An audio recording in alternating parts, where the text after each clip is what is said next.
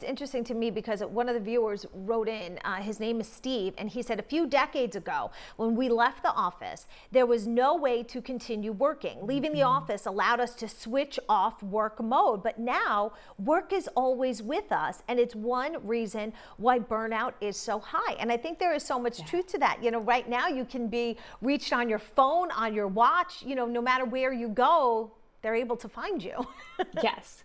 Yeah, no, Steve is absolutely correct about that. And I think one of the things that I will work with people on is actually setting some of those boundaries that we have in terms of with our electronics, setting off, setting boundaries, turning off email when we leave work for the day. So, really working with people to do what I call closing routines. Mm. So, having a routine throughout your day where you essentially shift and switch off your work life. And so for some people it's, turning off their computer, it's closing the door.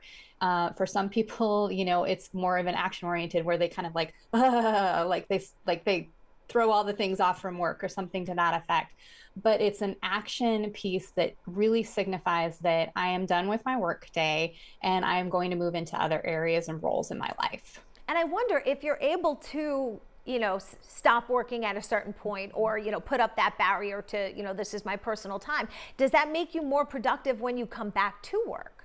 It absolutely does. And a lot of research have actually showed that when you allow your body and your mind to have that rest and recovery, it is going to show up and be more productive and more high functioning when you are in those spaces because you are allowing yourself to switch off and to rest and recoup, which is actually incredibly important for us as humans.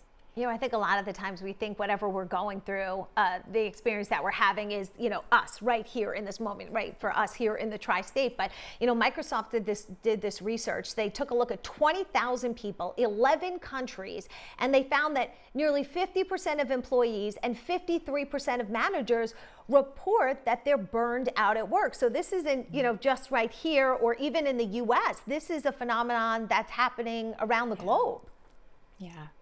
Yeah, I think, right or in 2020, the, World Health Organization signified that burnout was essentially an epidemic at that point, and that it was this world crisis, that it was a mental health crisis, and that people were going through. And I think that's one of the things that really started this language around burnout and helping people recognize what was happening within their lives, that it wasn't simply stress, that it may have been depression, but it may have been depression that was brought on by burnout and those kinds of things. So I think that that is something that we really need to think about and what this worldwide issue is and approach it in that manner. Yeah, because obviously the pandemic changed the way we work, and so many people that would never have even considered being remote became remote workers, and then other people never got that opportunity and had to show up in person, and then that kind of created a divide. It absolutely did.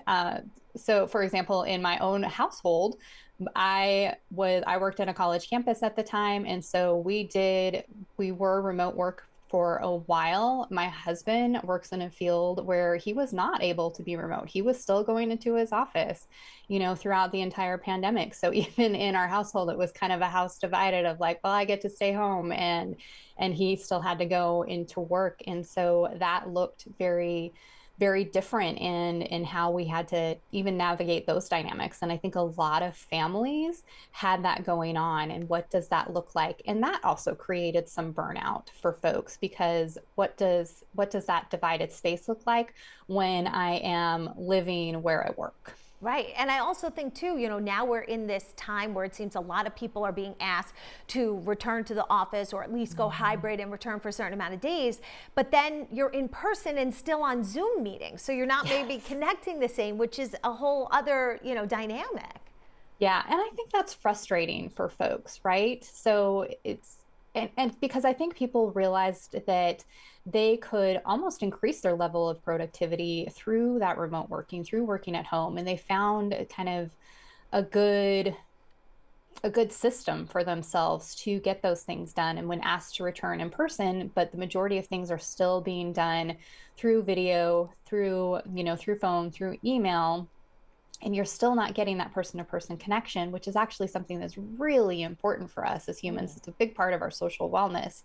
is connecting face to face, human to human, in person. And so people are still missing that piece. So it lends itself to that frustration of like, but why am I here? Why am I having a commute? Right. Why am I doing these things? Simply because we have a building and we haven't looked at maybe there's a different way of doing this. And